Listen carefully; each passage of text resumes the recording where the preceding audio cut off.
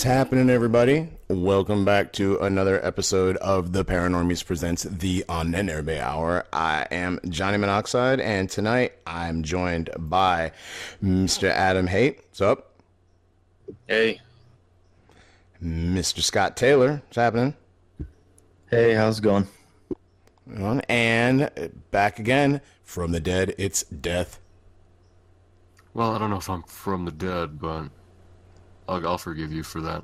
All right, well, from the underworld or wherever the hell you've been. Wherever the hell it is I came from. That's right. All right. Let me see. What's today? Yeah, a lot of important shit going on today. Anyways, let's get into this. We have a donation. Guys, we got a donation of $100 from Charles. Yeah. Said, I just got back from training in the Mojave for 16 days. Noticed I had a couple extra shekels. Keep it spooky, fam. Thanks, Charles. That's well, thank you very much. Yeah, mighty white of you. Yeah, and you guys can email or donate to us at paranormiespresent@gmail.com. Still doing a workaround on the Twitter thing. I actually got a thing in the email about how to fix the Twitter problem, so I'm going to do that this weekend. We will be back on Twitter. And also, we have our Facebook page, which is the Paranormies Present the Ahnenerbe Hour. So, check us out. All right. A lot of exciting shit going on this week, huh? Yeah, it's too bad that it didn't break until Tuesday, because, there's a lot of shit to sift through. So, we're going to do our best to talk about what happened up to now, and I'm sure there's going to be a lot more revelations coming soon. Mm. Oh, yeah. And by revelations and stuff, we mean the... I know we went conspiratorial last week, and we're going conspiratorial again this week. But the CIA, they had a lot of bad things happen to them over recently. And all this stuff that Alex Jones has been saying for all these years is officially true. Mm-hmm. Yep. The CIA has been. I mean, how do you guys want to do this? You want to start, Adam? And well, so specifically, what we're talking about is the this collection of leaks that WikiLeaks has received.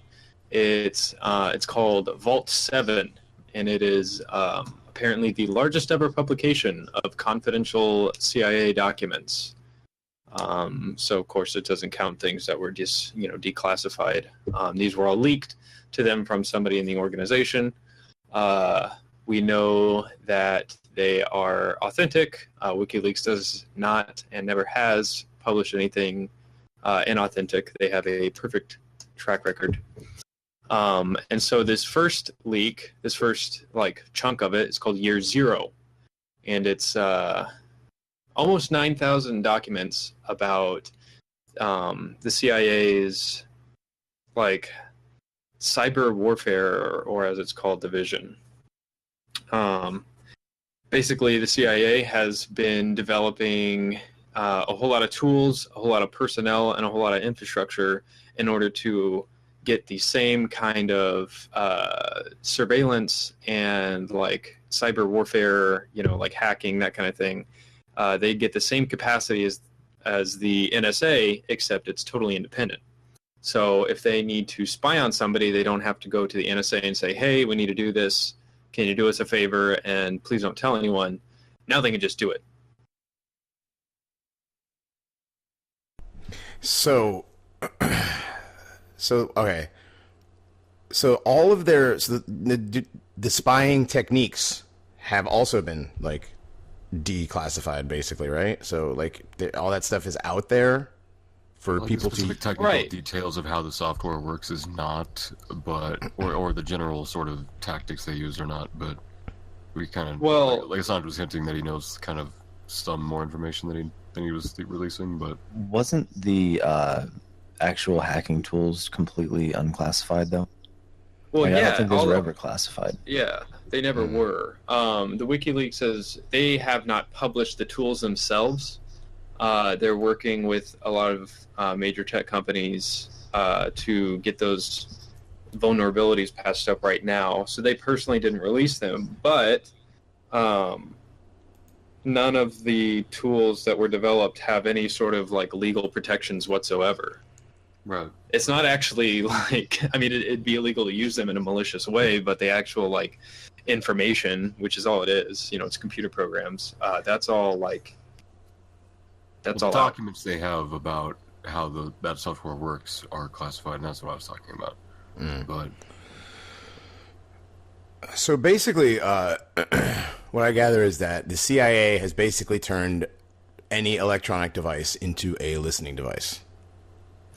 Yeah, anything. That's part of like it. Your TV, TVs, your phone. phones, Well, any phone. I mean, it doesn't have to be Android. I guarantee. Yeah. Oh no, iPhones. There's iPhone. There's I specific. Oh, I'm sorry. Go ahead, Dev. Well, I was saying Android phone so that I could say iPhone, but like literally everything. Like if it's connected to the internet, it can basically spy on you. Mm-hmm. And yeah, and I mean, and the thing about that is, I remember, was it 2014 or 14 or 15? Whenever Samsung came out with its newest smart TV, they even released a warning in the owner's manual stating to not discuss any sort of confidential, private, matters in front of your television because, they're not going to hack you, but there's a chance that your TV could get hacked. And that was like, that's from Samsung themselves. So, yeah, so CIA targets iPhones, Androids, and smart TVs. Oh, wow. They also computers, cars. Cars, yeah. Well, we'll get into Cars we'll get into are probably the biggest one. Yeah, I mean, everyone kind of assumed that your phone is. Like, I think anyone who knows anything about technology probably assumed that their phone's not safe, But the fact that you can basically be murdered via your own vehicle by the CIA is something else entirely. Yeah, and it's basically any car with a computer, right? Or is it to have to be like one that's connected to OnStar or something like that? It doesn't have to. It doesn't have to be connected to the internet. If they can get access to your car and they can update the firmware, they can basically inject their own programs. I mean, that's like how, like, if you have physical access to the machine, it's just compromised anyway. So Right. That's ridiculous. And what was the guy's name? Was it Chris Hastings?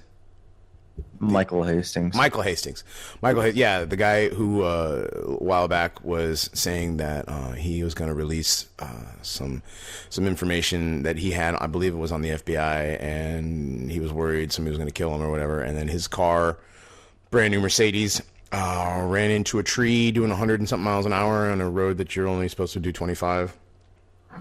Yeah, basically. I think he actually might have been researching the CIA instead of the FBI. I can't remember. Was it the CIA? Okay, yeah, he was researching one of the two. He could have been, yeah. Yeah. Yeah, this is a big deal. I mean, like like I said, everything Alex Jones has ever said about the CIA seems to be coming true. They spy on us. They've been spying on us. They're collecting data. I mean, it's not just the NSA that's collecting data, because this basically with this, the CIA has turned themselves into its own NSA. It's even more powerful and more expansive than the NSA. Right, which is even scarier. The CIA, Because the CIA, like, go ahead. Well, I was gonna say, because the NSA is literally just a giant fucking tape recorder, and that's it. Like this, literally, they're just there to record every single bit of data that they can. Where the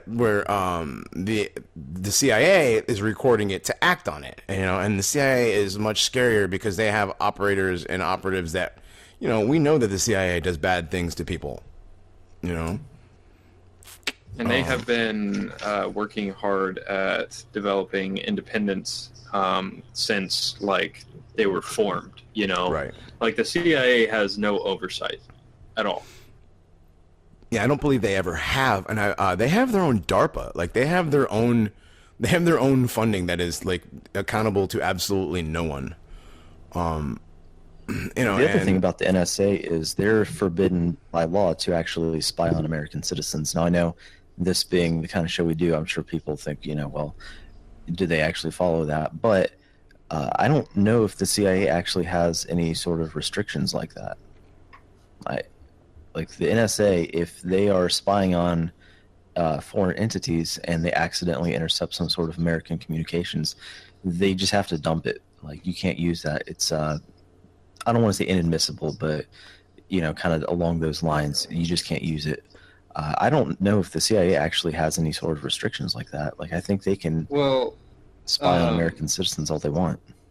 I'm pretty sure that they are, like, just supposed to be doing foreign intelligence. However, practically speaking, you know, they, like I said, they've been developing infrastructure to be independent and unaccountable for decades and decades.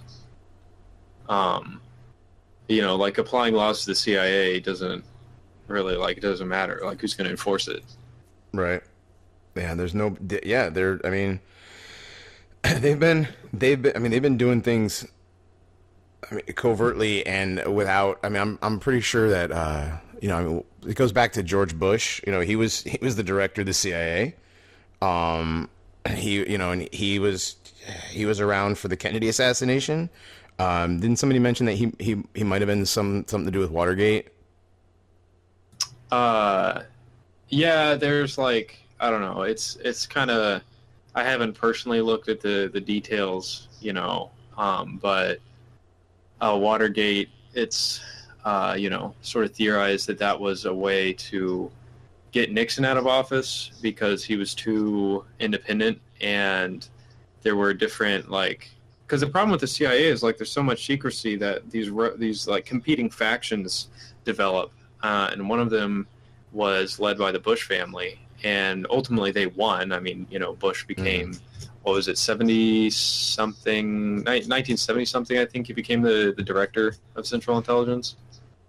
1976. Big deal. Yeah. And so it's theorized that the Watergate scandal was basically just, like, manufactured to try and get Nixon to resign, and it worked. And then they had Gerald Ford, who was easier to control. But I'm not really an expert on that topic. Yeah, we could probably do an entire episode on George Bush's CIA career. You know, I mean, he.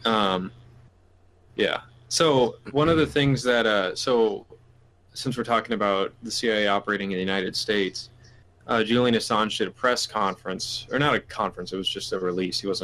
He took some, like, written questions. He BTFO'd this ABC journalist, which is really funny. But he did a, like, 1-hour presentation on the findings, and what I thought was really a good sort of smoking gun, so to speak, is they have 22,000 IP addresses they haven't released yet that WikiLeaks is investigating, and they correspond to computer systems for the CIA that are either wittingly or unwittingly participating in attacks, and all those IP addresses are from the United States. So either it's things that have been hijacked, or computers that, you know, are owned by the CIA and everything that are used for hacking operations and that sort of thing.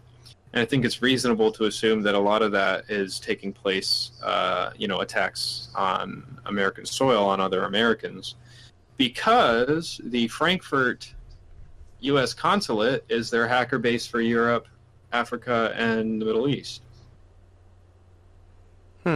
They have the consulate there in Frankfurt has, what was it? I think he said like over 2,000 employees, and it's basically just a big hacker base.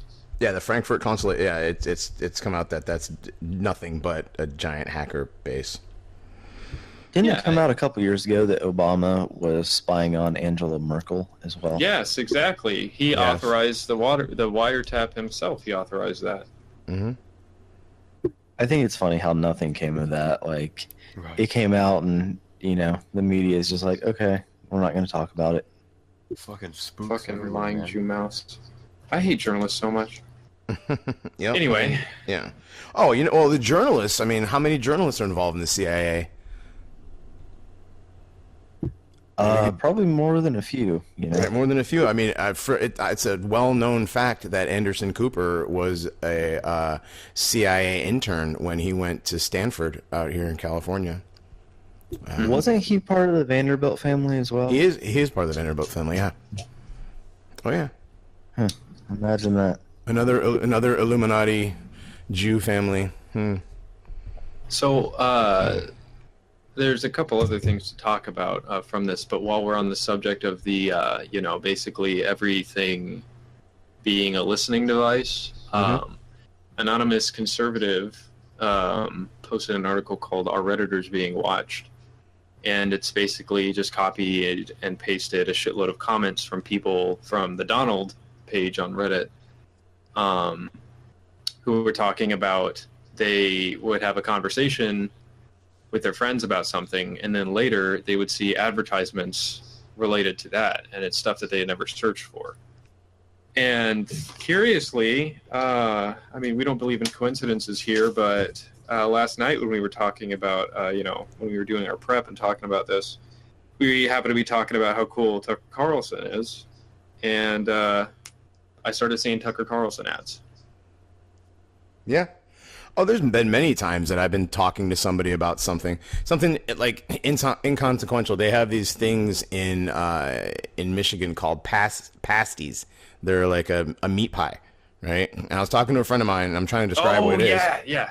And I picked up my phone, and he's like, "What are they?" I said, "Hang on a second." I typed the letter P into Google, and the first thing that came up was pasty. Now, of all the words to start with the letter P, why would Google choose that for me? For, you know, unless my phone is listening to me. And it's countless times, and we make jokes about it at work all the time, like, you know, because I'm the conspiracy guy at work too, obviously. And like, but it's like now it's like common knowledge that your phone, you know, that's how your phone's listening. Well, yeah, and they're doing it, but they're just doing it to advertise to you, Goy.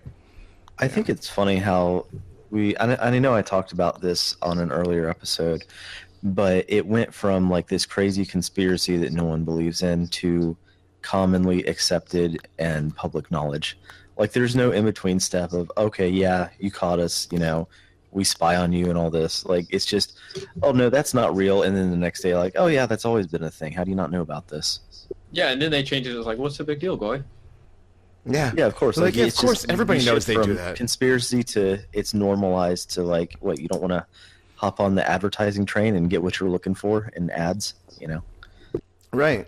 And Johnny, you mentioned, you know, you were talking about you're the conspiracy guy at work, right? Well, one of the things that Assange talked about is that the CIA was developing these like automated implementation systems so that they could develop this malware to listen in and that sort of thing. But then that costs manpower. Like, you want to spy on someone, it costs manpower. So they develop systems so they can just do it automatically. And so because of that, the level of interest that is, you know, necessary for them to start spending resources on you, that's lowered because it costs less resources. And so, like, I don't think it's unreasonable to think that people like us who are involved in fringe, you know, politics, especially someone like you, Johnny, who's a little bit more, gets a little bit more attention than like me or whatever. Like, it's not at all unreasonable to think that you would be on an automated list, you know? Like, it's not like the CIA's interested in, you know, you specifically, but if they have an automated system, like, why not? Like, it doesn't cost basically nothing. Right. Oh, I'm sure that, you know, I'm sure that now that I know that all this, we are actually having it confirmed. And that, like, you know, it's always the joke that, like, you know, the NSA is listening to all this stuff, and oh my God, they know what kind of, you know, porn we look at or whatever. But, like, can you imagine, like, the CIA is actually documented and is going over every single thing? I kind of want to see what's in my file, you know? Like, we come up with some pretty obscure memes. So Right. No, your father says you're a faggot. Ignore this. Yeah. Well, the other thing to think about is we're slowly approaching the age where anyone who runs for public office is going to have these files. Like, someone who's 60 today didn't have the internet, didn't have everything they said and did log back when, they were in their 20s in, the 1970s or 1980s. 30, 40 years from now, if someone runs for office and they have some sort of, opinion that's outside of the Overton window, well, how hard is it going to be for some CIA dude to just kind of leak that out into the public? Well, here's what they said when they were, 22 in 2017 or whatever. So I think that's another concern about all this. And I don't see the genie going back in the bottle anytime soon. I don't know how you get privacy back after this, especially since it's all unclassified and all the tools are now out there on the internet. Like, I think we're approaching a future where everybody's going to be spying on everybody. Cyber nihilism. Yeah, cyber nihilism's slowly becoming the reality. Yeah, dude, I've been calling it for years. Mark my words, cyber. You want to real quick? That's the where to put your bet. What exactly is cyber nihilism for those who don't know? Cyber nihilism is just it's kind of complicated. We're working on the Developing treaties. this theory. We've got the basics, but like we'll have something written not too long from now. You guys But keep it's an an eye idea. keep an eye on the starboard It's stuff. all It'll be there. Yeah, Yeah. definitely. You know what I Well, forgot I to don't do? know, I it's forgot to actually show like that. You guys got to check out our friends over at the Starboard Cyber stuff. nihilism is like, it's serious though. Yeah, like it's a meme, but it's not. Right. That's the worst part about it. I But do think we're anyway, heading that direction, What'd you say, so Scott? let's see. Scott, say what you Scott? said. What's up? What did you sorry. just say? I think my internet was screwed. I was just saying, I do think we're heading in that direction where, privacy is going away, and I think we're going to see some sort of transhumanism type thing in the next 50 years. I don't know. I mean, it's approaching a singularity where you can't really see or predict what's going to happen past that. So, I don't know. I don't think it's too unreasonable to be kind of nihilistic about the whole thing. Yeah. So That's more or less actually the cyber nihilism pill, but we've got like a lot of kind of meta philosophical stuff attached to it that we've been talking about.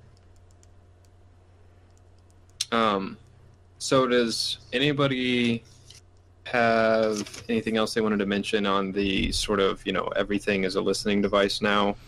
Well, Well, yeah. I mean, like if you didn't realize that before, like come on. Yeah. Now it's actually factual. What I was gonna say is, what you said, Scott, is how, like, before, everybody, it went from just a conspiracy to, well, of course it is, and now we're gonna have an entire generations of people growing up where it's just common knowledge that everything, you know what I mean? They will not have known a time where you had privacy, there is no, you know what I mean? Yeah, it's just normal. Yeah, when I was growing up, you still had privacy. Like, you know what I mean? There was no, I remember before the internet, we've already established that I'm old. So, I remember the time before the internet. I remember, I don't know, Adam, are you too young to remember the dial-up song? Oh yeah, no, I know it. Okay. Yeah, he and I are, I'm only a little bit older than he is, and we were kids when that was kind of a big thing. Yeah. We didn't start getting like DSL and stuff like that until we were, young teenagers, really. Right. Yeah, I remember waiting for those pictures to download or for whatever, just one. Fucking AOL, man. Yeah. But I mean, like now, like I said, you're gonna have, from now on, you're gonna have whoever was born, what is this? The CIA, this whole thing covers from 2013 to 2016, I believe. So, even to say, like, I mean, that's not to say that that's exactly when they started this tapping program or whatever. But and who knows? They, and well, actually, in the 60s and the 70s and the 80s, they were worried about wiretapping. Worried about tapping your phone. So, and who's to say they haven't been doing it since then? Right. Now that, just the information age has gotten to the point where it's costs basically nothing to do it. Yeah, I mean, it's much more pervasive, like much more widespread, and really, what I think is interesting is there was this sort of like a curve where it was like, the capability was very low, and then the capability went up to the point where like the sheer volume of information makes it almost impossible to sift through. But now with development of better like AI and algorithms for sifting through it, like the monumental task of like trying to parse through that for useful information is like not so monumental anymore. Mm-hmm. No, now they have computer programs that can take an entire Skype call and turn it into text, like, and sort through for keywords and phrases and whatever. So like, that's something else that I think is interesting, and it's only kind of tangentially related to this. But are you guys familiar with like Dragon Naturally Speaking or any of those kind of programs where it's for like blind people and shit, where if they want to type out things, they just talk into the microphone? Mm-hmm. My father tried to use that software all the time. Well, it used to be that it had a really bad word recognition rate. It'd be like 10 to 20% of words it would pick up without you having to start over. And I think in the last like 5 years or so, it's just shot through the roof as far as its efficiency and how well it can understand people speaking and people's dialects and things like that. So I think that really helps the CIA out as far as being able to listen to Skype calls and things like that, and lowers the amount of manpower needed per person that they're spying on. Like one guy now could probably cover, say, 20 people, whereas before you might have to have, like one agent per person that you're spying on. So I think that's kind of going to help them out too, is the automation of these spying tools. Automation. Yeah, that's the automation. That's really going to be the big thing. As long as you can, I don't know how much I buy into the Skynet. Like the AI is going to go rogue and you're going to gain its own consciousness. But I don't. Well, I mean, look what happened with what is it, the Tay AI? It almost gained consciousness. Okay, yeah, that was pretty funny. It was funny, but I mean, at the same time, like, think of the evolution of that. Like that was just basic, And again, here we go. We're talking about things that we know now. With the amount of the budget that the CIA has, we don't know what their budget is. Their the black budget or whatever. What do they have that we don't know? If Tay was available for us to play with, like, what do they have in their labs that that we don't know? So who knows? Yeah. So one of the, if we're ready to move on to a little bit of a different aspect of the leak, there was a program that the CIA developed called Umbrage. And what Umbrage basically is like, they look at cyber attack, hacking, that sort of thing, malware. They look at it and they identify how it works and see what kinds of forensic, digital forensic fingerprints, so to speak, it leaves behind. And they just keep a collection of all this stuff. And so they can use that to do some kind of, cyber attack or hack attack or something like that, and then make it look like somebody else did it. They can basically false flag other known hacking groups, other state agencies, other intelligence agencies, that sort of thing. And so it totally calls into question the authenticity of any, so-called evidence of anything, for example, like the Russians hacking the U.S. election. No evidence has ever been shown to prove that they were involved in any way. So it's already really shitty, the evidence they have. But now with this revelation, it's like, okay, why should we believe anything they say about who does what? Yeah, I mean, it just really does throw into question anything. Like, we're at the point now where nothing is, I don't want to say nothing is real, but it's kind of that sort of thing where everything is ambiguous and it's hard to know who's doing what's going on. Like, you just don't know. There's just no way to know anymore. And that really helps out people who want to manipulate public consciousness through, psyops or things like that. Because there's no way to know, oh, this came from so-and-so. Mm-hmm. Yeah, and the fact that all these tools have been leaked because, like, basically the way that the reason that all this malware and stuff isn't classified is because the CIA oftentimes, like, they've been playing catch up with the NSA over the past 3 years, and so they don't have the personnel and the manpower at the time to do whatever they need, do whatever espionage, cyber espionage, anything like that. So what they do is they hire contractors to do it. This is a common thing the CIA has done since their inception is, sometimes it's just cheaper to hire a contractor if you need a job done. The problem is if they give them classified tools, then that means that they have to get these people security clearances. And the kinds of people that they would contract for these types of attacks probably don't have clean backgrounds and probably could not get security clearances. And so just don't classify it.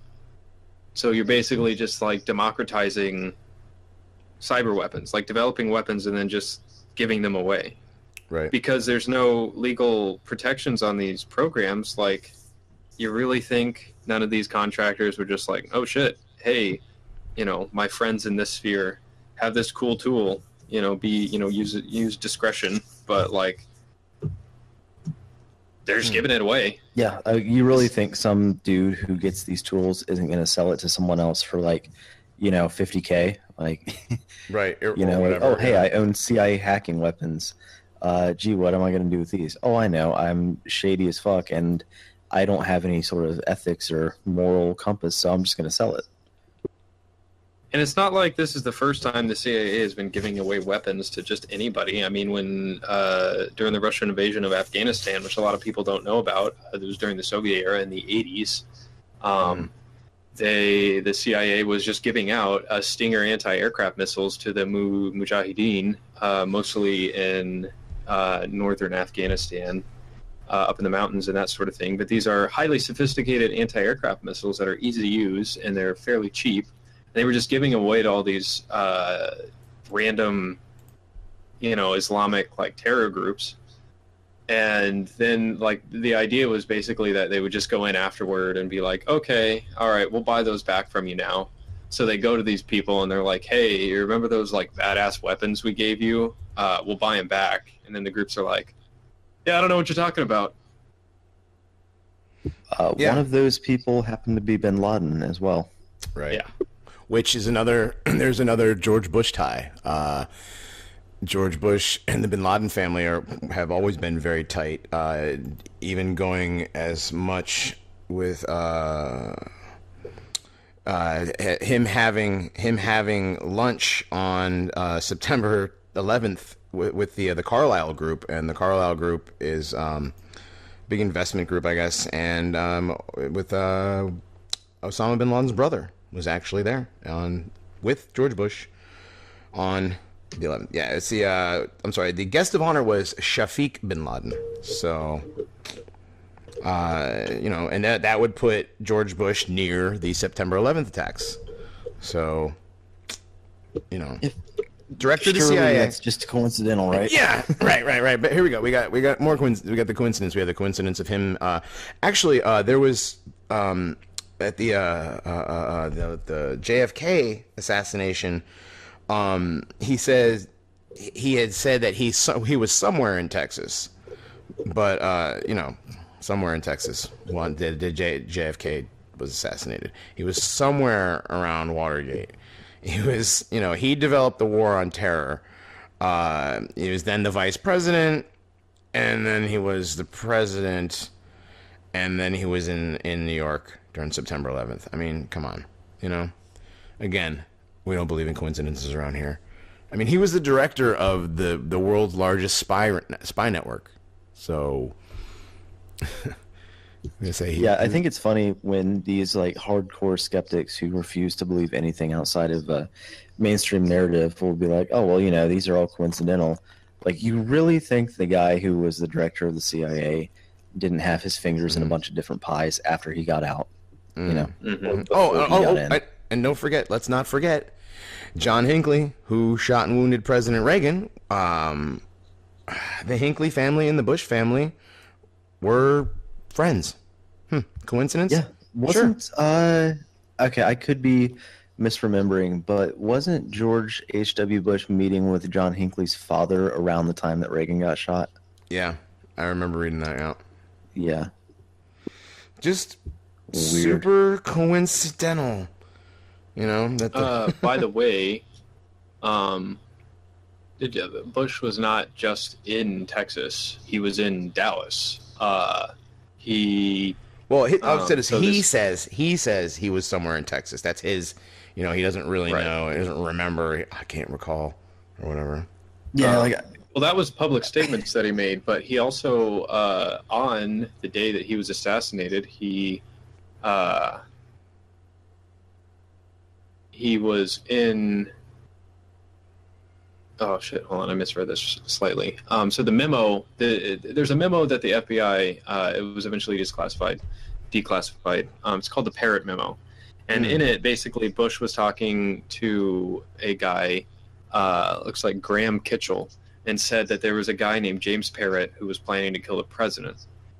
And in the memo, Bush stated he was going to go to Dallas and would remain at the Sheraton Hotel until he would go back home on the 23rd of November in 1963. So according to this memo, if it's reliable, H.W. Bush, he was in Dallas when Kennedy was assassinated, trying to pin it on somebody else. Right, it was some right-wing Republican guy or whatever, Republican, yeah. And I think it's funny that like he claims, oh, I don't remember. I was somewhere in Texas. Like, you really don't remember where you were at when the president got his fucking head blown off. Like, right, like we said in the last episode, might know about.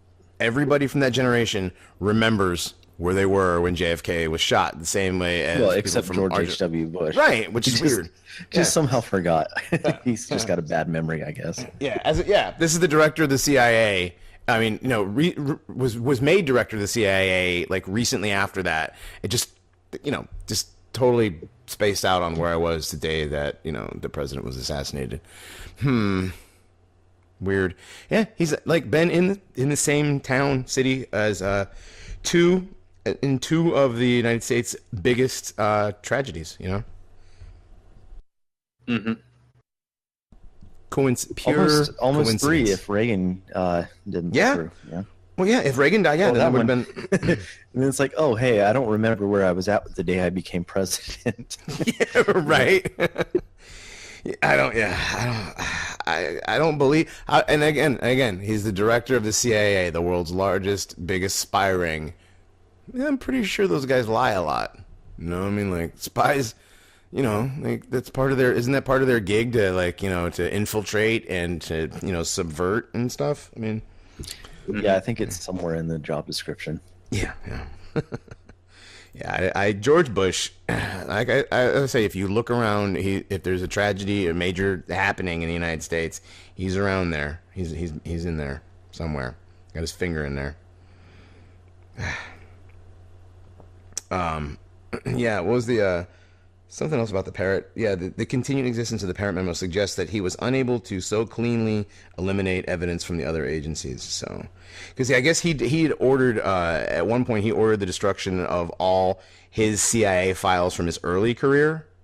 So, because there's actually no evidence of or any paperwork of him being in the CIA before he was made director. So, I mean, and the thing is, he got out of Skull and Bones. I'm pretty sure it was like directly into the CIA right out of Yale.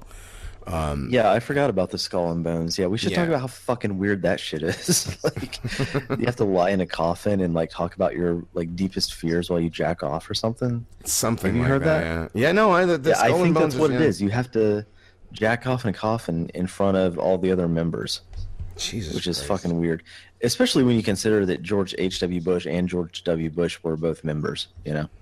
Yeah. It's like tons of these guys had their fathers in there. Mm-hmm. Yeah. Mm-hmm. I mean, we could get into the whole nepotistic things with the United States and their intelligence, people. With, I mean, you've got George Bush, George, H.W. and W. Bush, and then you've got even the music industry. If you go back to the '60s, you've got Jim Morrison's dad was a 4-star admiral, but he was an intelligence guy. Mm-hmm. If you go through that, like the hippie music, when that whole thing started, all those people, were all related to intelligence people. Their dad was in the CIA, their dad was in the FBI, their dad was in this, their dad was in that.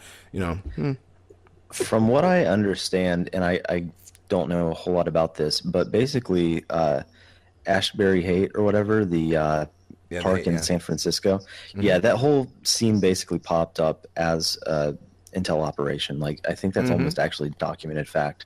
Yeah, there was I believe it's George the McGowan book. Man, I wish we would have known we would have talked about this, because there's a book about where the hippie movement started. It actually started in Laurel Canyon in Los Angeles, and then Haight-Ashbury happened afterwards. But again, this is all CIA op stuff. And didn't Laurel Canyon have some connection to Charles Manson, or am I remembering this wrong? You might be right, but I don't. Yeah, I don't recall either. But this the thing is, okay, so we have CIA recruits out of Stanford University here in California and Yale University on the East Coast, and so that's where the hippie movement started, and a lot of these guys were Stanford grads. Like I said, Anderson Cooper is a Stanford grad. He was, a CIA intern. You've got the Presidio here in San Francisco, which was now it's housing, but it was a military intelligence base, and that's where we talked about that one episode that Metallica moved, close to San Francisco, so that because they were part of some sort of psyop too. There's a major tie-in to musicians and the CIA, and I think that's just culture influence, but.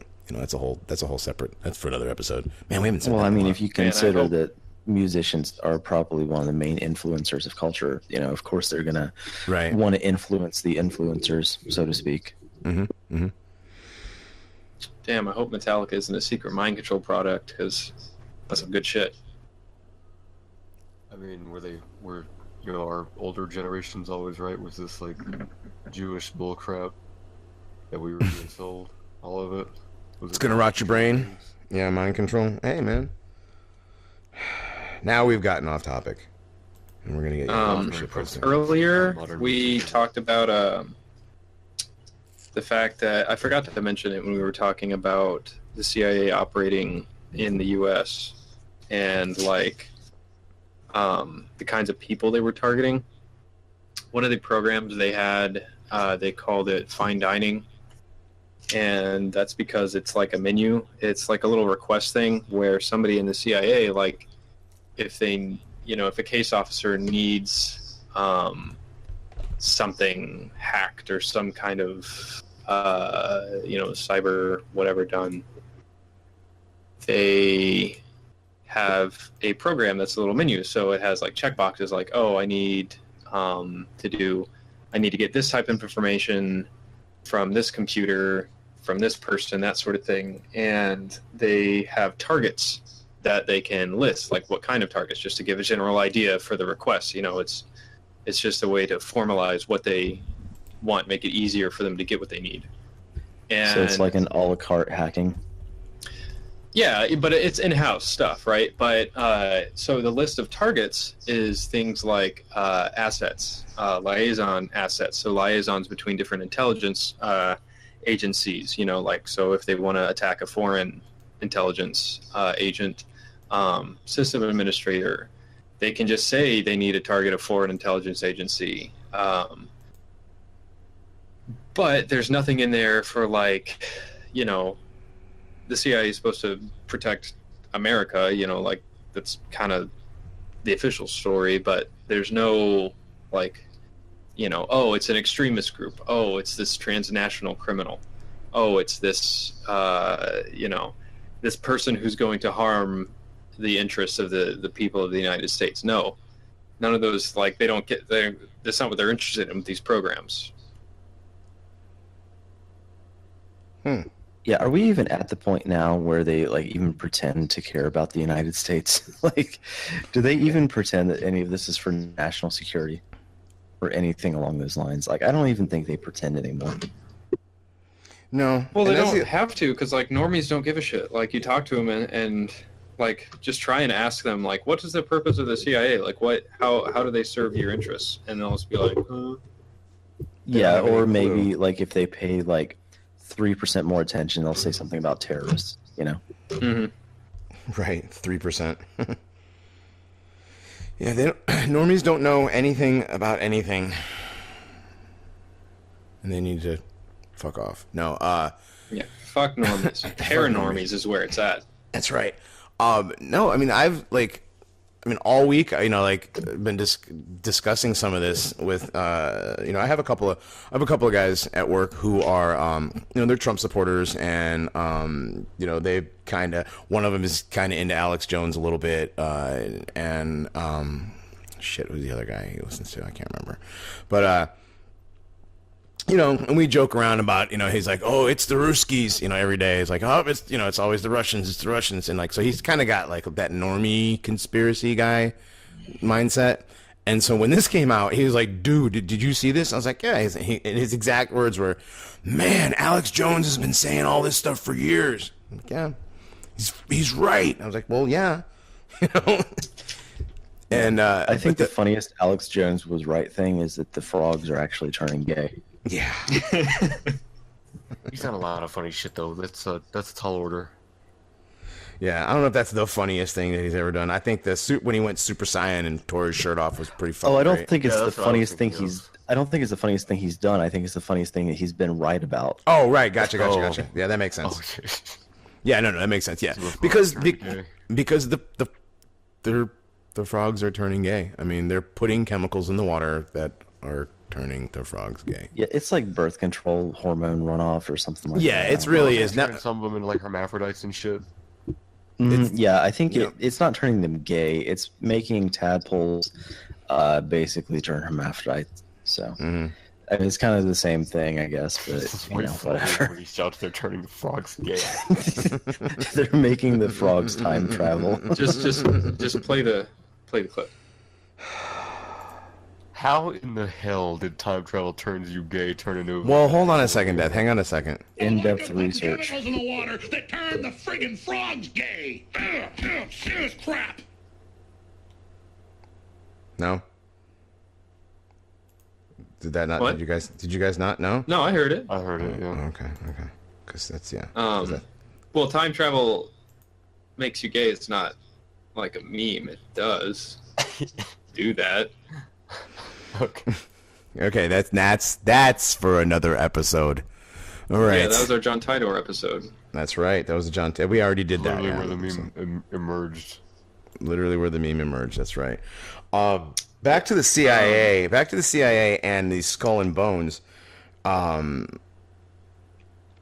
lot of guys have come from the Skull and Bones that were.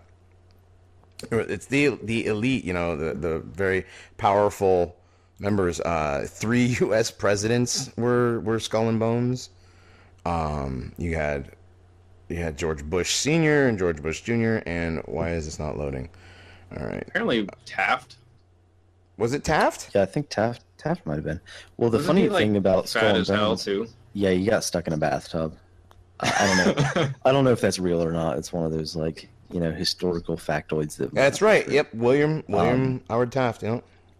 The funny thing about the Skull and Bones thing with George W. Bush is John Kerry was also in Skull and Bones. So the 2004 election, no matter what happened, we would have had a president that was in the Skull and Bones Club.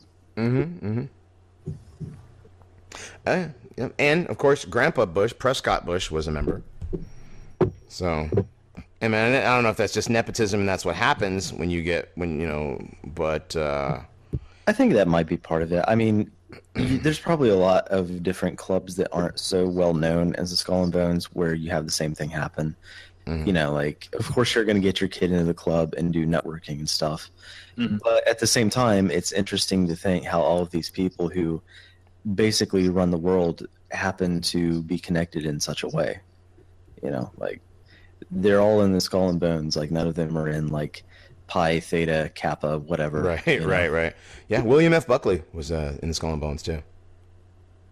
That doesn't surprise me. William F. Buckley, doesn't he have some sort of ties to the CIA as well? I mean, I think he did. I could be wrong about that. I wouldn't put it he past might him. as well have, with the way that he purged a lot of the old right out of the conservative movement. Mm-hmm. I think the CIA's main, I don't want to say job or whatever, because it's not just right-wingers that they go after. Like, they're going to go after anarchists and communists as well. I think that they kind of are gatekeepers of the status quo, so to speak. Like, they want things to not change. So if you have some sort of current power structure. Yeah, exactly. Mm-hmm. So if you have some sort of hard right movement, they're going to try to dismantle that. Or if you have some sort of, like anarchist commie fuck movement, they're going to try to dismantle that as well. Right. Yeah. Yeah, they are definitely benefiting from they're protecting their own interests. Oh, definitely. Yeah. And they're like I said, they have absolutely no oversight. They report to nobody. They report to That's the director really the most of the CIA, remarkable thing about the CIA. Like, they really cannot, like, they're totally independent. They just happen to get a lot of free money from taxpayers. Right. I mean, the Rockefellers were involved in the CIA too, of course, because you had Allen Dulles, who was director of the CIA, was very close with the Rockefeller family. There's more ties to the elites, as they like to be called. Not all of their stuff necessarily comes from taxpayers, though. I mean, if you believe the stories about the CIA running a lot of the drugs back in the 1980s, that's a really great source of black budget money. Oh, yeah. Just to get a bunch of fucking blacks to pay for it, The Cocaine Importation Agency, I believe it was, what year was this? 2000, was it, 2002, 2003, there was an airplane that crashed in Mexico, and it was a CIA plane. It was full of cocaine coming back into the United States, and there were, hopefully I don't get fucking assassinated, but a lot of the drugs actually came through an airport in Little Rock, Arkansas, which, if you know, Bill Clinton was the governor of Arkansas at the time. And so Bill Clinton, Bill Clinton being involved with the CIA, there's a theory that Bill Clinton is David Rockefeller's child as well. So, I mean, there's more ties to that. I have not heard that. Yeah. Oh, yeah. There's a lot of, if you want to get into like weird parental things, I mean, like, Barbara Bush is Aleister Crowley's daughter. Yeah, I was going to mention that one. Yeah. And that's she was conceived around the same time that Aleister Crowley was in France, Texas or wherever the hell. No, no. I thought it was. Was he in Texas? I thought that she was in France with him. Oh, yeah, I think you might be right. Yeah, actually, she spent. It was weird because when she came back from France, 8 months later, she had a daughter. So, and then you got. Well, I mean, that's just what's his name? Chelsea Clinton is Hubble's daughter and not Bill's. But whatever. You can look at that. What's his name? William Hubble. He's got that big fat fish mouth face, and Chelsea's got that same face. I think it's Webb Hubble. Webb Hubble. That's what it was. Webb. Yeah. But yeah, we're getting off into some shit posting, but that's okay because we are coming up on the break, and we got a special treat for all you guys. We have a song from one Mr. Patty Tarleton, the bard of white nationalism. And we're going to play that for you, and we'll be back in a little bit. Sometimes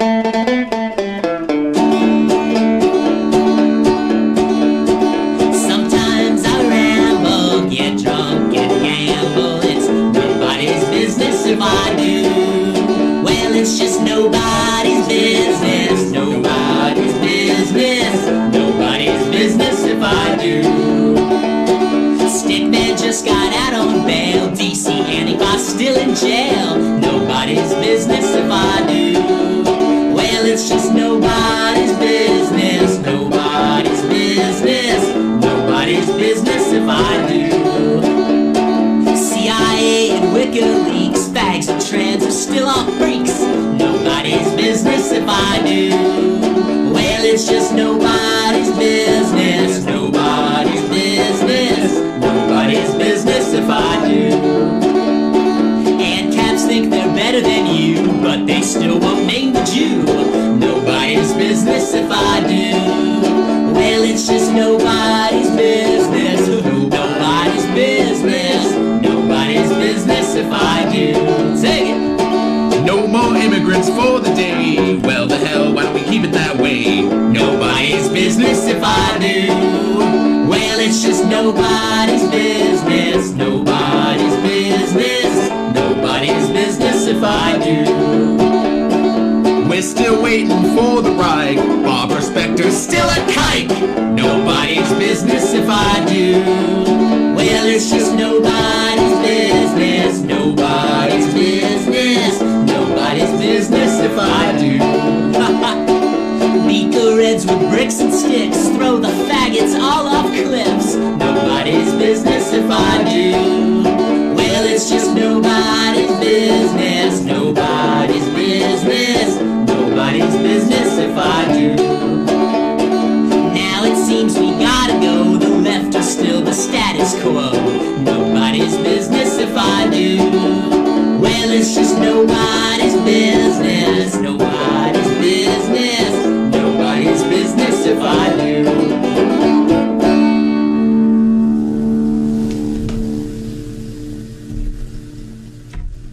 All right, everybody, we're back. This is still the Paranormies presents the Ahnenerbe Hour. I'm still Johnny Monoxide. I'm still here with Adam Haidt, Scott Taylor, and Death. We are talking about the CIA spying and listening and possibly killing people. So, actually, not possibly, definitely. Yeah. So Adam, you want to give us a quick recap? Yeah, so WikiLeaks recently began leaking their Vault 7 documents, the biggest confidential release of the biggest release of confidential CIA documents ever. And basically it's, everyone already knew that the NSA was spying on everything, but the CIA has, in the past 3 years, developed a sort of a cyber infrastructure that is rivals the size, the scope, and the capacity of the NSA. They can spy on basically any digital device that has ever connected to the internet or can connect to the internet. They can also do, create, one of the ways that they steal data is they create like a fork of VLC, a popular video player, and then they play that on the computer they want to steal from, and secretly in the background it steals the data and leaves no trace. They are spying on basically anybody they want to in the world, and to make matters worse, all the cyber weapons they developed are basically not protected at all. Anybody can get their hands on it, pretty much. It's not like nuclear weapons where there's extremely high costs associated with it. All these weapons have been leaked because they contracted it out to people who can't get security clearances, so everything they developed is not classified. All right, on. And so besides the listening and the hacking, they've also been able to allegedly hack your vehicle, right? And to do what they would call targeted assassinations, shoot, I forgot his name again already. Michael Hastings? Michael Hastings, yeah, the Michael Hastings thing. So the CIA can kill you with your car, but they can also kill you with a lot of other ways too. What are some of the other ways you guys have heard of the CIA and their secret assassination stuff? They have a dart gun that can basically kill you without leaving any trace at all. Yeah, and where is it? Shoot. Mary Embry, I believe it was. She was a CIA employee and she basically, like, during the church committee meetings in the 70s, which was investigating intelligence activity, she talked about it's just a dart gun that shoots a little dart that injects you with this stuff called saxitoxin. Saxitoxin. It's 1,000 times more toxic than sarin. Which is, hold on, for those that don't know, I'm going to give them a description of sarin.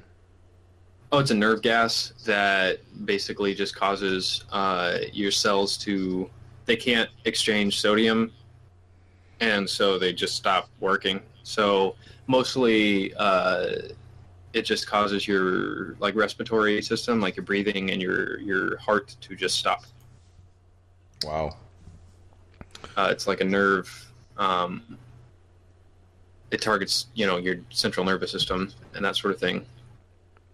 So basically your body just turns off. And the darts are small enough and apparently can, like, dissolve. And so these weapons were actually being developed in the 50s. So modern,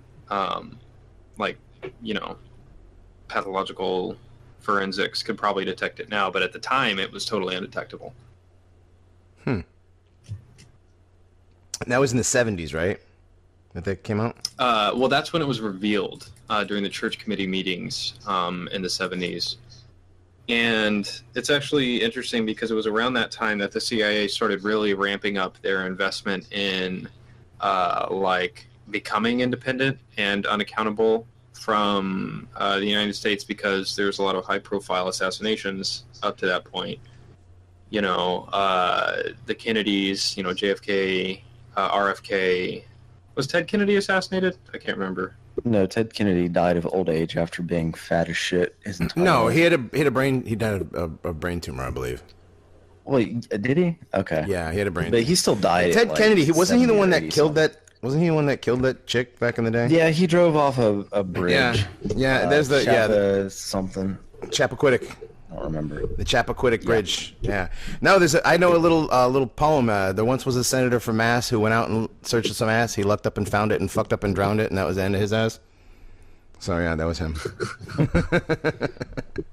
Sorry, that's from way back. Yeah, no, Bradshaw would know more about the Chappaquiddick. We'll that's a Massachusetts thing. We'll have him on again soon. Yeah, but no, they killed Bobby and JFK. So they killed Bobby in broad daylight, like another broad daylight type thing, right? Yeah, Sirhan was the Manchurian Candidate assassin. He has no memory of what happened. Right, which would get it back into the CIA and the MK Ultra mind control type stuff. Well, also, JFK Jr. mysteriously died at sea when his plane crashed. Yeah, and he was running against Hillary Clinton. Yeah, I was just gonna say that's weird. And who became the senator from New York? Hillary Rodham Satan Clinton. That's her other middle name that is less well known as Satan. It's a family name. It's a family name. Yeah. Or as I like to call them, demon rats. All right. Let's not break out. What's her name? From the Starboard stuff, Dolores. We don't need to bring Dolores into this. But back to the CIA and murdering people. I mean, you've got going all the way back to all right, so they had the heart attack gun in the 60s and the 70s. Well, who's to say they couldn't have injected you with cancer too? Because Jack Ruby died of cancer shortly after his conviction was overturned, and he was about to, he would have been able to, Jack Rubenstein would have been able to talk about he was going to testify before Congress, wasn't he? He was going to testify before Congress, but unfortunately he died of a fast-acting, and I don't want to say it was pancreatic, but it was some sort of one of those. It was soft tissue. Yeah, soft tissue cancer where you just, die, quickly. Basically, yeah, it's spread throughout his body. And actually, Dr. Mary's Monkey is a pretty interesting book. You have to take it with a grain of salt, but it talks about those actual cancer-causing virus research that was taking place in New Orleans in a covert laboratory in a hospital. That it was like a strain of a simian virus. I've talked about this before, but it just causes soft tissue cancer, and it can work across different species. So it's a monkey virus, but it can work on humans. Well, yeah, and there was another guy who died after releasing information on like global warming, and there was some other stuff on like genetic research. But Michael Crichton died, the author, like almost instantly after he released his last book, and he is another one of those conspiracies. Was he killed by the CIA and like in their cancer darts? You got what's his name? Stanley Kubrick. Oh, Stanley, right? How did Kubrick die? Was it a heart attack? Yeah, I believe it was. And yeah, Stanley Kubrick, of course, who we all know, directed the moon landing. But I can hear the ringing now. But yeah, I also have. I think basically the only reason that Eyes Wide Shut even made it onto the screen is because he didn't preview it for anybody before he showed it. Yeah, he was 70 years old when he died. Yeah, and that was his last movie, and didn't he die like a week after it was shown for the first time? 6 days. 6, yeah. Wow. Also, I seem to remember something about there being a lot of missing footage from that film. Like, the director's cut type stuff just never came to light. Interesting. And then you have That's funny. I did Wikipedia to find out when he died, and it says a few of his obituaries mentioned his Jewish background. Interesting. That's not surprising, but interesting. You had what's his name? The Yugoslavian president Milosevic was assassinated.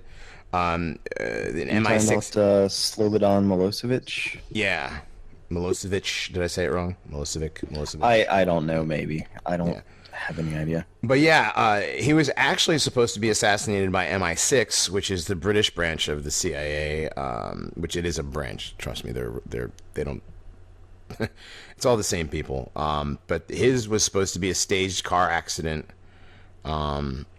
Again, another car, where he would be blinded by a flash of light, and the car would have remote-controlled brake failure. So similar to Hastings, and this was in '92. Didn't what's the British guy, Nigel Farage? Didn't he also have like all 4 of his tires fall off at the same time when he was driving? Do you remember that? Something like that. I don't remember exactly. I remember there was an attempt. Tires fell off his car. Was it all 4 wheels fell off his car? I think all 4 wheels fell off his car, and then he had that plane crash too. Mm-hmm. They've been trying to get rid of him for a while. Yeah. Yeah. No kidding. Yeah, actually, just got out of the car after the wreck and went to the pub and was like, "Oh, it's gonna have a pint with that big ass smile of his." I love Nigel. What was I gonna say? The thing about Milosevic was going to link a bunch of NATO leaders, especially U.S. President Bill Clinton, in war crimes against humanity and genocide in Yugoslavia. So they had to get rid of him. And there's a Mr. Charles Sensini, a weapon developer for the CIA, testified before the Senate Intelligence Committee in 1975, where he described an umbrella poison dart gun he had made. He said it was always used in crowds with the umbrella open, firing through the webbing so it would not attract attention. Interesting. And so, you guys remember the old Batman cartoons with like the fat penguin with the umbrella that could shoot stuff? Yeah, I do. Yep, there you go. I mean, it's, not just in cartoons, but interesting. There is video footage of the assassinated John Kennedy shows this umbrella gun being used in Dealey Plaza.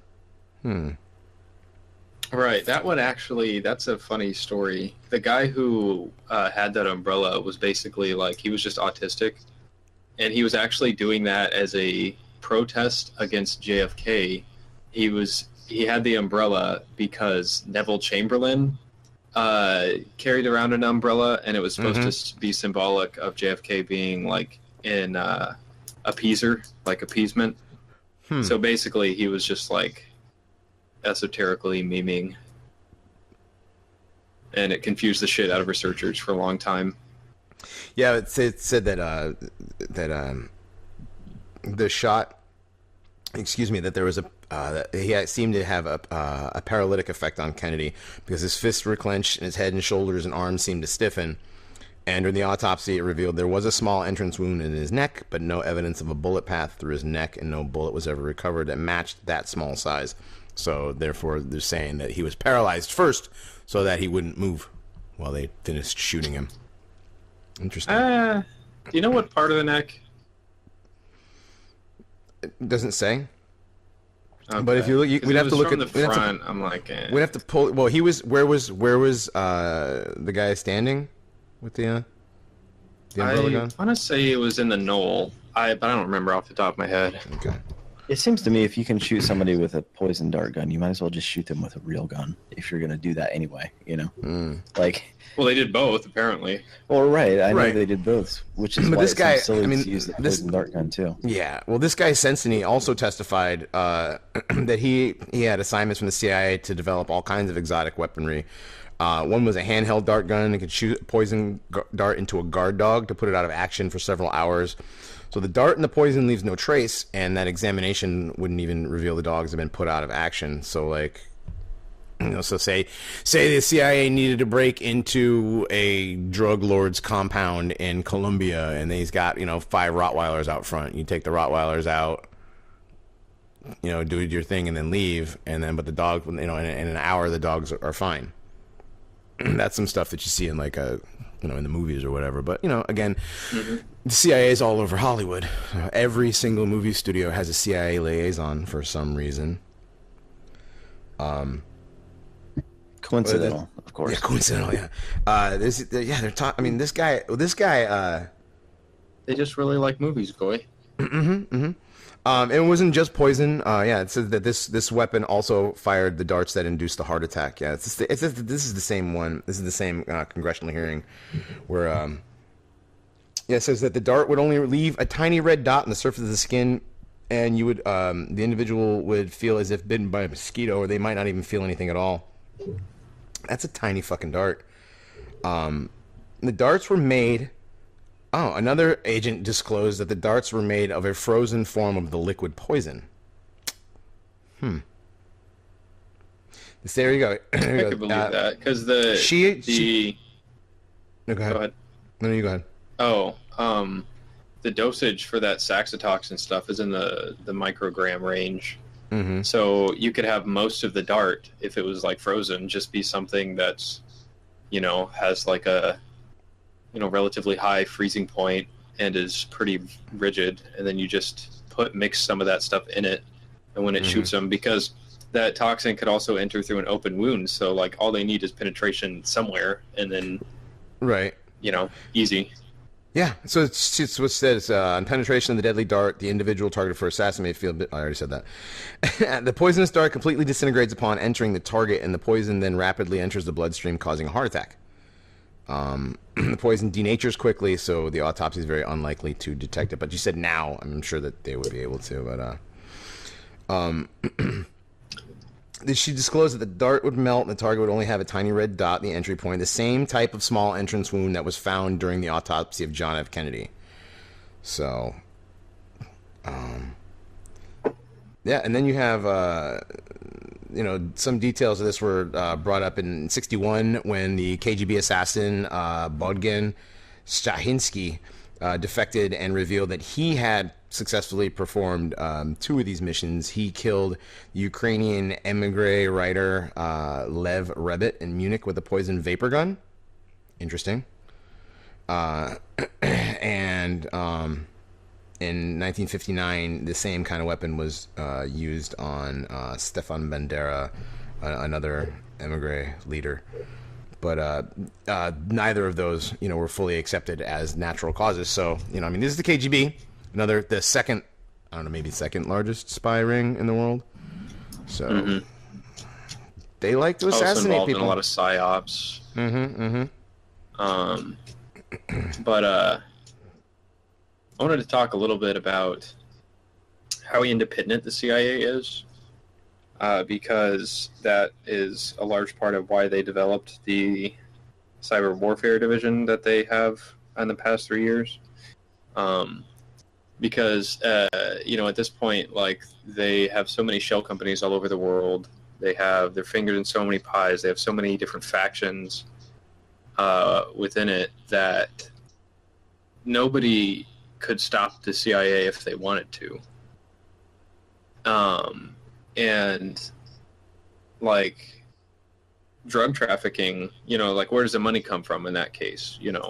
Because let's say that the U.S. government, like Congress, just abolished the black budget and, so-called officially dissolved the CIA. Well, all the people that were involved in there, they're not just going to quit. Like, these people have so much dirt on each other. They have so many contacts with criminal elements. Like, their actual, activity and their lifestyles probably would not change very much at all if they were no longer, quote, official. And a lot of the, cocaine trafficking in the 1980s and that sort of thing was, just one of the ways that they made money to continue with their operations. And it's not unheard of at all for money, enormous sums of money to just disappear. Wasn't there agents? Wasn't there a large? In the... Go ahead. Sorry, I was gonna say, wasn't there a large sum of money discovered missing on the 10th of September on 2001? Yeah, there was. Pentagon couldn't account for trillions of dollars. $2.3 trillion. Holy shit! And it was Donald Rumsfeld came on, and it was we can't record. He came out, it was in a press conference, and that the Pentagon couldn't account for that. And oh shit, look, airplanes. So yeah. Wasn't a lot of these records relating to that also in Building 7? Building 7, yeah. Yep, that's where the CIA kept almost all of their records, their hard records and stuff. Yeah. Coincidental, of course. So coincidental. But it's not just it's not just the most prominent members of the CIA. One of the agents that was involved in the JFK cover-up, I can't remember his name off the top of my head. There's a good book about him. He was given some assignment, and they were like, all right, here's your budget. We're giving you $7 million to do X, Y, or Z in South America. And so he went there, and he did the thing that he was supposed to do. And then he was like, oh, by the way, I don't know what happened to $2 million. I definitely didn't take it. And then all of a sudden he started buying up shitloads of real estate and that sort of thing. Just basically anybody involved in there, it's so secretive and there's so little oversight that how many people do you think are in it just because they can make a shitload of money really easily and nobody will know or even care? Yeah, I think it definitely attracts people who, lack any sort of moral character or whatever you want to call it. It's basically a giant magnet for the biggest pieces of shit you can imagine. Mm-hmm. That's crazy. Yeah, and they go around and overthrow governments and do insurgency type stuff and assassinate people and you know. Well, they were training people for the Bay of Pigs and, Yeah. you know, a coup for Cuba. I mean, we know they were involved in the coup in Chile with, you know, our guy, Augusto Pinochet. Yes. You know what I heard about the him throwing leftists out of helicopters, by the way? What? That he's only ever thrown dead bodies out of the helicopter. That's not canon. He was throwing millions of people out. Right. Millions. He had the biggest helicopters in the world. I have to counter signal the helicopters just because it seems like such an inefficient way to kill somebody. Yeah, but it's funny. It's hilarious, No, but it's like, right. But if you're but going here's the for thing. efficiency- But here's the thing. Duterte actually did it. So, and recently. Yeah, Duterte, that guy's cool. Yeah. He's our guy. He made the memes real. He made he made memes. One of my buddies at work, he's Filipino and his wife from the Philippines, and they went over there a couple years ago, and he's like, dude, it's no joke. Like he's a scary dude. Like even when he was like mayor or whatever he was of like, you know, probably like he was doing this shit back then. So. Oh yeah. Oh, he was like on the motorcycle gangs that were riding around shooting people. He was like the head of the motorcycle gang while being mayor of whatever town it was he was in. Yeah. Dude's cool. What the fuck? Okay, so the hot wire. I'm sorry, I didn't mean. I was looking through some of these CIA weapons. It's called the hot wire. You guys want to hear about the hot wire? Yeah, go for it. Essentially, the weapon is an electrified grid in a urinal basin. So, this can take the form of a screen cover for the drain or a metal grill. If the urinal is completely porcelain, the screen must be added by the assassin. The drain cover is connected to the electrical system of the washroom by means of an insulated cord that is hidden behind the plumbing. What happens when the subject uses the urinal should be obvious now. The subject's urine, which is a salty liquid and a perfect conductor of electricity, makes contact with the charged grid, and the shock will kill him. I am peeing in toilets for the rest of my life from now on, never using a urinal again. I don't know about that. Hey, like this is You'd have to have you'd have to have an unbroken piss stream. okay. Doesn't seem that unreasonable. That doesn't seem. Yeah, Adam White. Like you should get your prostate checked if. Yeah, I was gonna say if you Like you'd have to get you'd have to maintain that. For how long? If you're connected to Just for a second, hold on a second. like- Let me interject here as the professional electrician. If you hook that up to build like if you're in a large building where they're using high voltage lighting, you're talking like 277 volts. It'll only take, and something like that, you're going to electrocute into that area of your body. It's going to go straight to your heart, and yeah, that'll stop your heart in a couple of seconds. I mean, I pee for longer than 5 seconds. You know what I mean? Like, and that's pretty unbroken. Yeah, and especially once you get zapped, you're gonna lose bladder control. Like you're not gonna be like, I'm getting zapped. Let me pinch it off. You know. Yeah. So this is why neats who piss in 2-liter Coca-Cola bottles are actually the master race because they have become invincible. You gotta get those big like Powerade fucking bottles, dude. Oh, with the wide opening. A wide rim, yeah. I why definitely need the biggest opening possible. But here's the deal, dude. Here's the thing. Why build murder weapons like that? Why? Is the CIA just crazy? Right? No. You know, to be honest, if I were a part of the CIA and I had like an unlimited budget, I would probably come up with some like zany Tom and Jerry type stuff as well. Well, that's the thing. That's the thing, dude. Is like, okay, so yeah, actually, most of these devices are like homemade, which they're almost untraceable that way. So they're in effect sanitized and kind of perfect for an assassination, like where weapons are prohibited. So, let's say that you're going to assassinate somebody. You're an undercover CIA assassin going to pose as a journalist to interview somebody, and you do your little spy thing where you set up the thing in the pisser, and of course you let's have some more sweet tea, and then they got to go in there and take a leak, and boom, they're dead. Yeah, exactly. I mean, it's not just that, like it's poison, obviously, but like sometimes as a CIA killer, like well, there's a CIA pamphlet called How to Kill. Okay, it was actually a pamphlet that was given to CIA operatives, and it was basically teaches them. Let's see, here we go. Another pamphlet the CIA would not like you to see is titled "How to Kill," written by John Minery and edited by Robert Brown and Peter Lund. The reason the CIA would prefer you not see this 88-page pamphlet, so it's not just it's a small book, which is unavailable at bookstores and newsstands, is because it contains numbers of ingenious methods of doing what the title says.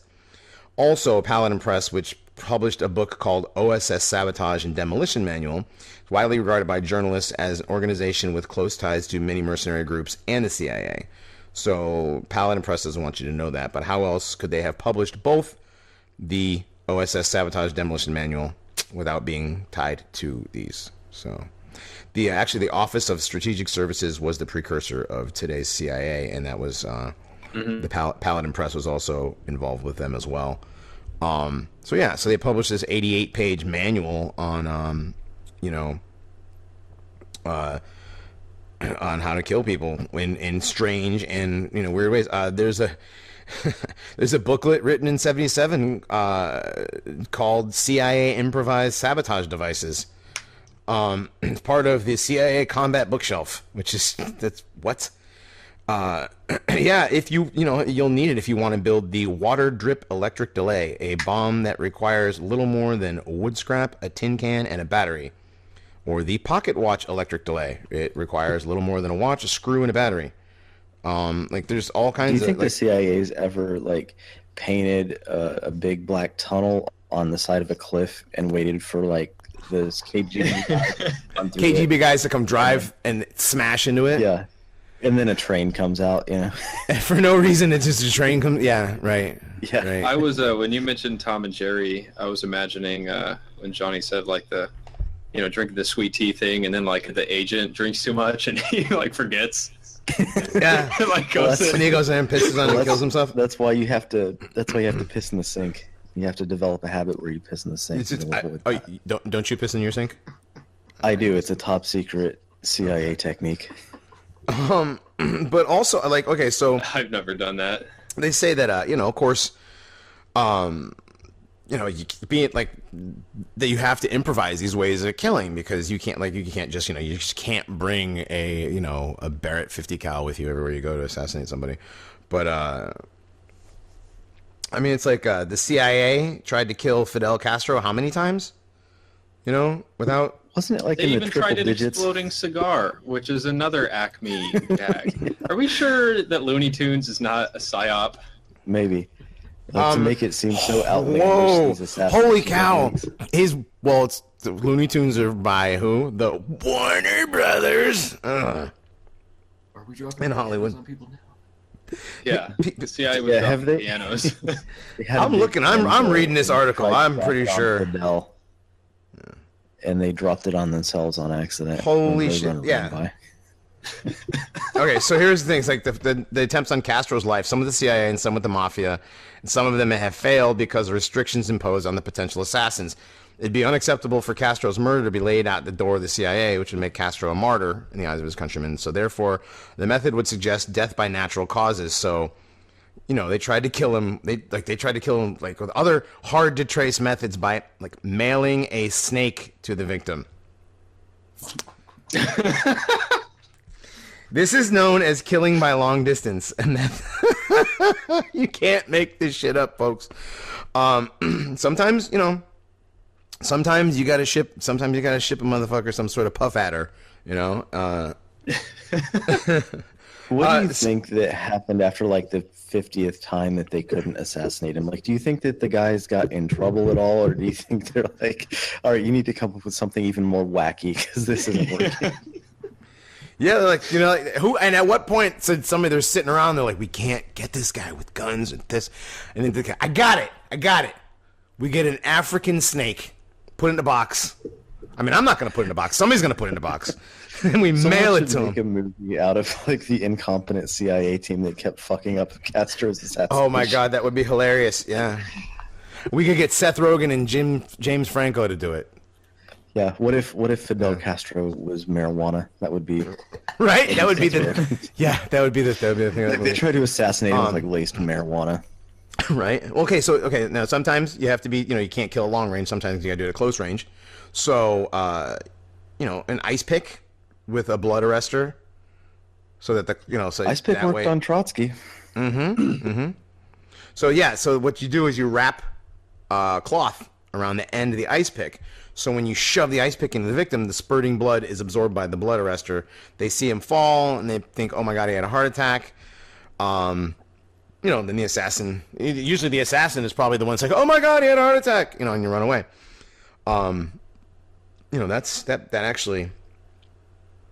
That actually doesn't sound like too, And then sometimes, like, what's his name in Japan? You just get him with the katana, but that's like my favorite assassination of all time. Yeah, holy shit. Like the way They the actually glasses did a fly off. katana assassination? Yeah, there was it was a communist that got killed. There was some ultra-nationalist Japanese group. This kid basically teleported behind the communist politician and assassinated him. Like, there's a gif of it, and he runs into him and he hits him so hard, like he shoves a katana in his side, and he hits the guy so hard that his glasses fly off. Holy shit. It's the best. And it was some fucking commie too, so who gives a shit? right. It's realist. The thing that makes it so funny, you can see the agony of as the fucking sword goes in this dude's stomach. Yeah. Glasses fly off. Some weird poisons that the CIA has used: oil of bitter almonds, ant paste, cadmium, which is used in vapor form, and yeah.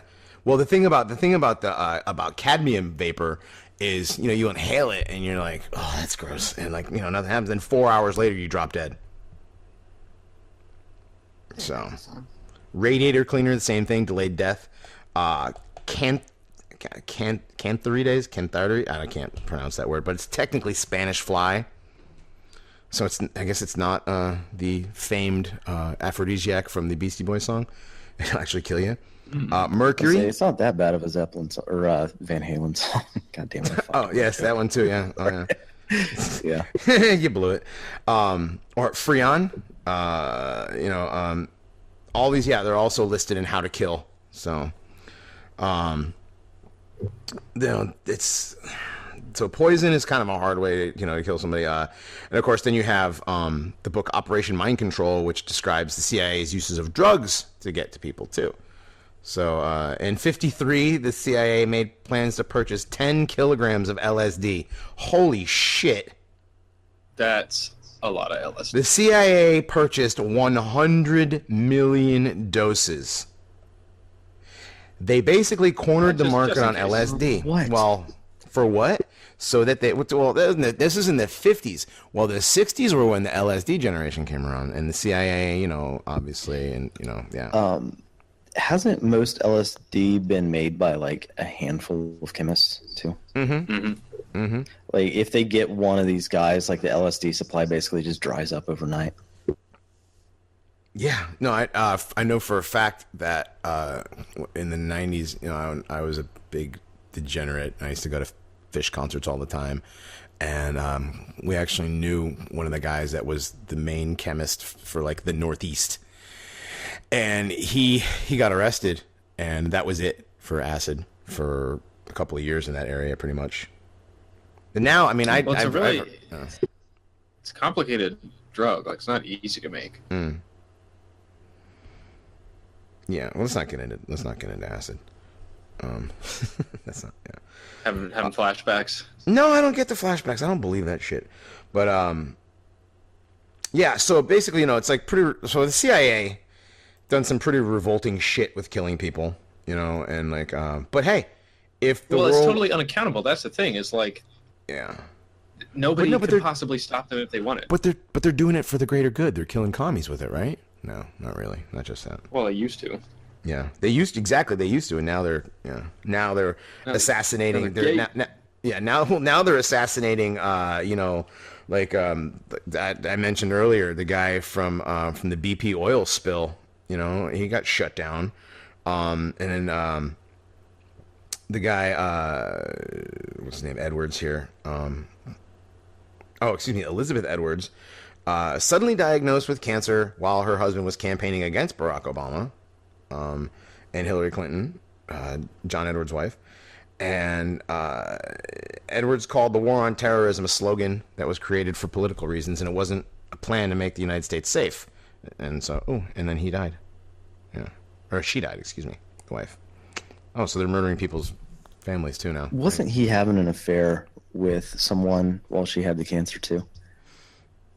Well, do you know what I'm talking about? John Edwards, he's a real piece of shit. Yeah, he's a real piece of shit, but I mean, like, yeah, but they killed his wife with the cancer. So, yeah, I mean, he probably was like, hey, yeah, it is. Other people that were supposedly murdered by the CIA, Marilyn Monroe, Earlene Roberts, Oswald landlady. Kenneth Lay, who was the former CEO of Enron, which they were under investigation for all the stuff with the power, the rolling blackouts here in California, and all of their documentation was stored in Building 7 as well. Interesting. Scott, did you have something to say about Enron? Oh, I was just going to say that they were, I think, one of the biggest contributors to George Bush's 2000 presidential campaign. The biggest contributor. The biggest. Okay. Yeah. Crazy. It is crazy.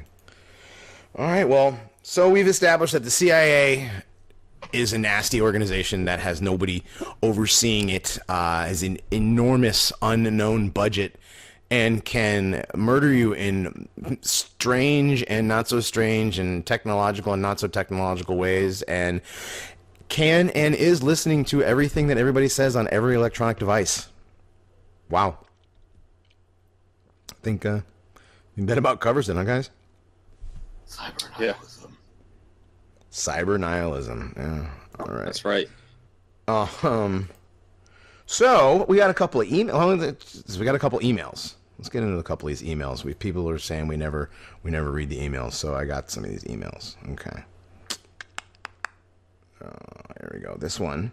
We have a show idea. I think it's better with the emails at the end, just because we have more time to talk about it and get into detail. Yeah. All right. Hey, Johnny, Adam, Death, and whoever else might be reading this. You can call me Judoji. I've been listening to you since you guys debuted on TRS. You've been a fun diversion for all the heavy political shit these past 6 months. The Spirit Cooking and Pizzagate episodes were very informative, if horribly disturbing. I also kind of changed my opinion on meme magic after your 2 episodes on that with Weave. I wouldn't say I'm a complete believer, but I do think there's something there now. No, you need to be a believer. Anyway, you asked for show ideas. This one is probably a little more niche since I have only seen it covered rarely, but how about USOs, unidentified submerged objects? Strange unknown craft that have been seen beneath the ocean moving at impossible speeds or in impossible ways, entering, leaving the water, and flying away. Back when I was growing up in the 90s and reading books on the paranormal, these things would get brief mentions and that was it. And once a few years ago, I saw a show on the Science Channel, maybe, that covered this a bit and then digressed into scientists trying to figure out new ways of underwater travel to account for these things' movements. Unfortunately, I can't remember what the show was called or even what channel it was on for sure. Since this doesn't get covered as much, I don't know if you'll be able to find enough for a show on it, but if you can, I'll be very happy. Hail victory. Right on. Hail victory. Yeah, I think that... I would love to do USOs. Yeah, I think USOs would be a great topic. We can definitely do that. Even if we... like I said, we'll have to do some research. I don't know if we can get enough to cover a whole show. Maybe we could do like a half a show on it or something. Yeah. Well, I think USOs actually have been seen flying out of Loch Ness. Don't quote me. Really? I'm pretty sure. Yeah. I think we could find something. I definitely think we could get enough for at least a little bit of a show. Okay, that sounds good to me. Another thing I saw in the comments on, I think it was last week, people were talking about the missing 411 stuff and how we should do that. And I know we were going to do that this week, but this whole CIA thing kind of took over just because it was, timely and relevant and all that. So we could do that maybe next week or the week after or something like that as well. And so say that again? I was screening through the emails.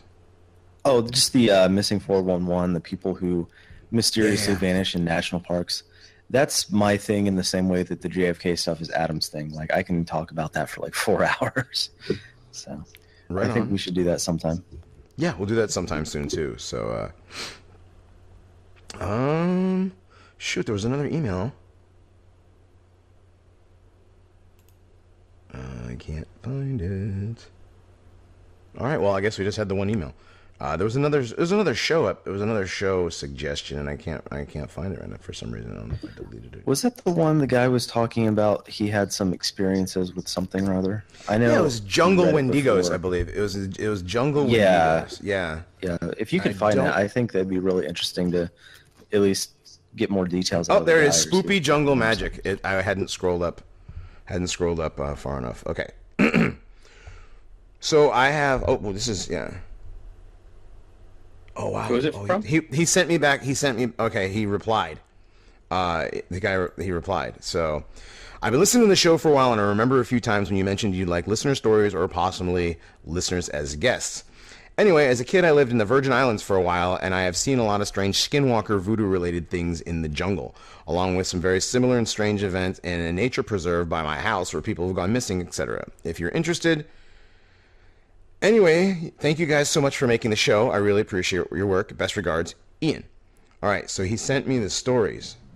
And, yeah, wow.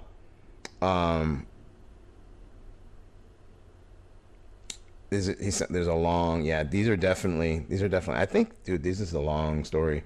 I think that maybe we should have him come on the show and tell his story.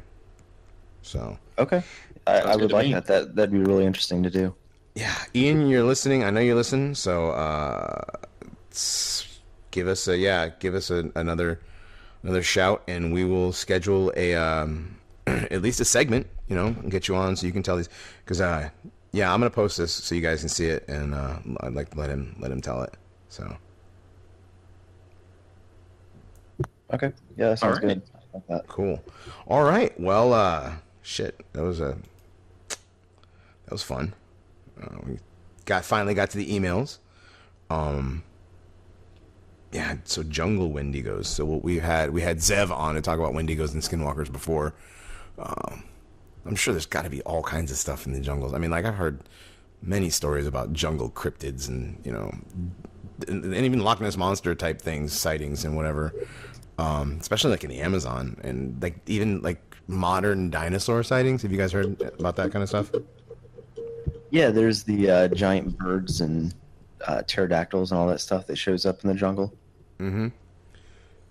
Yeah, we can get into some of that one. I've heard there's one I heard about I think it's African tribesmen. They talk about this creature, and basically the anthropologist or whoever was talking to them, based on the description, pulled out a picture of like a brontosaurus and was like, is it this? And like, oh yeah, that's it. That's the thing we see all the time.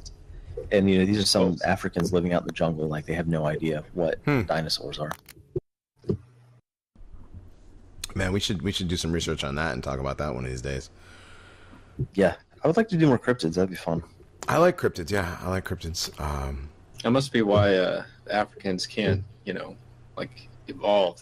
There's dinosaurs kicking their ass all the time. They can't.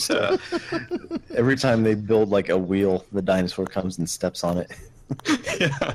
Implying. It's not their fault. It's the dinosaurs. Dinosaurs is racist and shit. Oh, it's the dinosaurs is racist now? Man. What other things do you guys want to get into besides we got cryptids, we got some more Wendigos, we got shit. I don't know. I think if anyone has any ideas, they should just leave a comment because there's always new stuff. Yeah, leave a comment. We could do some like specific. Oh, you know what? I just thought of one. Have you heard of the Bell Witch? I have. Wait, the Bell Witch? Yes, not the Blair Witch. The Bell Witch. No. Okay, this is the only paranormal entity that I know of to have attacked a U.S. president. What? Yeah, what the hell? It haunted a farm, and the story got so big. This was in the 1800s. The story got so big that Andrew Jackson came out to investigate, and he and his men were actually attacked by this thing. Oh my god! Yeah, and it's not like a 5-minute story. Like this is a very involved, long haunting. Like it happened from I don't know how long it happened. It was like a couple decades, I think, and it finally stopped when the father died. Holy cow. Okay, we could... Yeah, we'll have to do it. It's really we'll do a small segment on that or something at least, yeah. All right. Well, we are coming up, well, not quite a full hour in the second hour. I'm going to jip them out of 10 minutes, guys, or what? Yes. I mean, it was a topical episode. It was a very topical episode. Yeah, we put we only together... had so much to, we had to get it now. So yeah, we had to get it out. We had to get it out now before everybody else does, which those other people. Show cooked. Yeah. All right. So, anybody got any final comments for tonight's episode? Time travel turns you gay. More hand for Gizmo. The 2D girls don't turn gay through time travel. Don't worry about that. We should have a whole episode about where we discuss the ramifications of time travel and homosexuality and the Sasquatches. Well, that would be and how these things are podcast. We need to do that separately. Actually, for Sasquatches, we're gonna have Asmodor come back on and talk about Sasquatch. He's a big That'd be Sasquatch good. man. I'd like to do an actual serious Sasquatch one. Yeah. Adam, anything in closing, buddy? Nope. All right. Well then, for the rightstuff.biz and Mr. Adam Haidt, Scott Taylor, and Death, I am Johnny Monoxide. We have been the Paranormies presents the Ahnenerbe Hour. We're going to take you out with another creepypasta from our buddy Bradshaw. We'll see you guys next week. Later. Time travel makes you gay. That thing has been there for almost a week. The figure in the window looks featureless, only skin on a human frame. And it's been pressing itself against the glass somehow. I don't know how it got there, and I don't know how to get rid of it. At first, I thought it was a prank, a doll or a mannequin that some jerks put there to scare me. But I realized as I walked out of my house to pull it away, it wasn't there. I shrugged it off, thinking that someone had hidden it while I was walking through my door. But I went back in and looked out that same window, and it was looking in, staring at me. I walked around my house yelling for whoever it was to come out, but no one was there.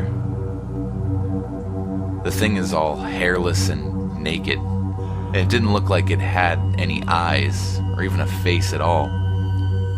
But its head is turned towards me when I enter the room. When I sit on my computer, I can feel its faceless hatred boring into my neck. But when I turn around, it's innocently turned in another direction. Finally, on Thursday, I tried to open the window, but it's stuck. The thing's hands are keeping it down. But I got a good look at its face. Its eyes and mouth are behind the skin, pushing outward. It stared at me, smiling. Of course I screamed. I pulled back a fist and smashed it onto the glass, determined once and for all to get rid of the glaring monster. I know I'm strong enough. The glass should have cracked, but it didn't. It shuddered under my hand, but it didn't break. And that smile just got wider and wider and wider, till I thought its head would break in half. It raised its own hand and bashed it against the window with its palm. It was mocking me. But I saw the faintest crack begin to appear where it had hit, and I backed away. No way did I want that smile in the same room as me. So I got a roll of duct tape, and I started covering the window.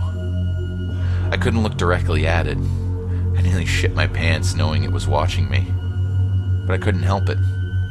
I took a quick glance at the skin-covered face, a small peek. It was angry. That grin was now a gaping frown, full of teeth. The skin had ripped away from its mouth, and I could see down its cavernous throat. A menacing rumble started to fill the house, and that hairline crack began to spread like splintering ice.